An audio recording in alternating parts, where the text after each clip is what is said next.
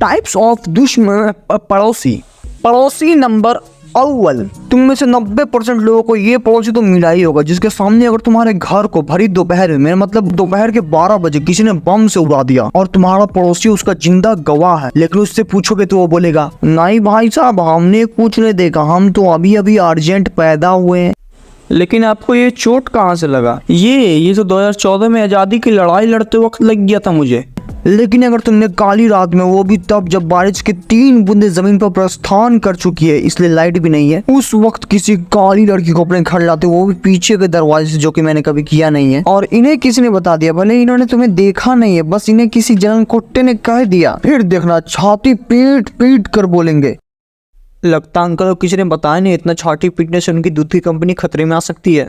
भाई साहब हमने देखा आपके बेटे को कल रात आपके घर के अंदर एक लड़की को ले जाते हुए। लेकिन अंकल उस दिन भाई दोपहर में किसी ने हमारे घर के ऊपर बम फेंका तो आप तो अंधे हो गए थे, और आज काली रात में काली लड़की के साथ आपने मुझे कैसे देख लिया? और इसे हम लोग अव्वल दर्जे का पड़ोसी बोलेंगे, बाकी इसका नाम मुझे नहीं पता, कुछ भी बोल सकते हो, तुम्हारा पड़ोसी तुम्हारी मर्जी। दूसरे नंबर का पड़ोसी, और अब जो पड़ोसी है वो नसीब वालों को ही मिलता हो, क्योंकि इन सालों के घर में जो भी बनता है, चाहे वो वेज हो नॉन वेज हो, मीठा हो या तीखा, बुरा हो या अच्छा, वो मैटर नहीं करता, क्योंकि anything which occupy space and have mass is called matter. नहीं, मेरा मतलब था कि इनके घर में जो भी बनेगा ये तुम्हें जरूर देंगे, लेकिन तब जब इनका पूरी तरह से उस खाने से पेट और मन दोनों भर जाएगा। और अगर सीधा बोलो तो ये तुम्हें वही बचा खुचा देंगे जो ये कुत्तों को देने वाले थे, लेकिन उन्हें गलती से तुम्हारी याद आ जाती है और इसीलिए उन्होंने तुम्हें दे दिया। अरे वाह गोभी के पराठे, आपने तो सुबह सुबह दिल खुश कर दिया, लेकिन आपने इसे इतनी जल्दी कैसे बनाया? अभी तो सुबह के 5 बज रहे हैं। ये कल का बना हुआ बासी है, ये कभी नहीं सुधरेगा, हमेशा बचा कुचा दे जाते हैं। और ये पड़ोसी ज्यादातर हम जैसे मिडिल क्लास को मिलता है। हाँ मेरे पास भी है एक ऐसा पड़ोसी, बाकी इसका नाम तुम लोग सोच लो। तृतीय पड़ोसी, और अब मैं बात करता हूँ शर्मा अंकल के बारे में, और कहीं कहीं गुप्ता अंकल भी होते हैं। तो इनकी कहानी ये है कि अगर इनके बेटे ने या इनके गोतिये में किसी ने, जो कि 1500 किलोमीटर दूर रहता है, उनमें से किसी ने भी अगर छोटा से छोटा अचीवमेंट हासिल किया हो तो ये तुम्हारे घर आ जाएंगे 2-5 रुपए में मिठाई लेके, तुम्हारे घर की चाय पीने, फिर आधे घंटे तक सिर्फ अपने बेटे की तारीफ ही करेंगे, उसे सबके सामने इतना बढ़ा चढ़ा के बताएंगे जैसे उसने अकेले ही माउंटेन दिमागी मैन की तरह पहाड़ तोड़ दिया हो।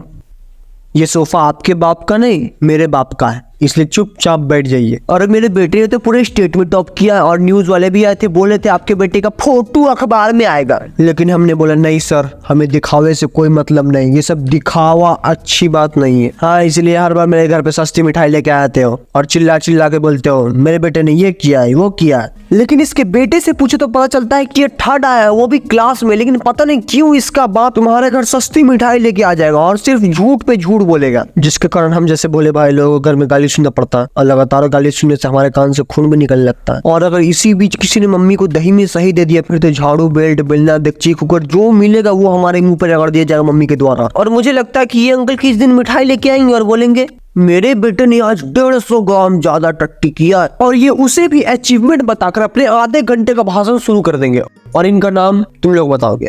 पड़ोसी नंबर 4, और एक पड़ोसी तुम्हारा ऐसा भी होगा जो तुम्हारा इतना बड़ा फैन होगा जो तुम्हें कभी गर्मी नहीं लगने देगा, मतलब दुनिया के किसी भी कोने में कोई, अरे भाई लेकिन दुनिया तो गोल है, उसमें कोना तो है। हाँ तो दुनिया के किसी भी कोने में कुछ भी कांड हो रहा हो और उसमें तुम्हारे किसी फैमिली मेंबर का नाम ना आए तो ये बेकाबू हो जाएगा। फिर कहीं परमाणु बम ही क्यों नहीं किसी देश ने गिरा दिया हो, ये आके बोलेगा इसमें गलती आपके बेटे की है, अगर वो पढ़ लिख के बॉम्ब डिफ्यूज करने वाला बन जाता तो आज वो उस परमाणु बम को डिफ्यूज कर देता फटने से पहले, और उससे कितने लोग बच जाते।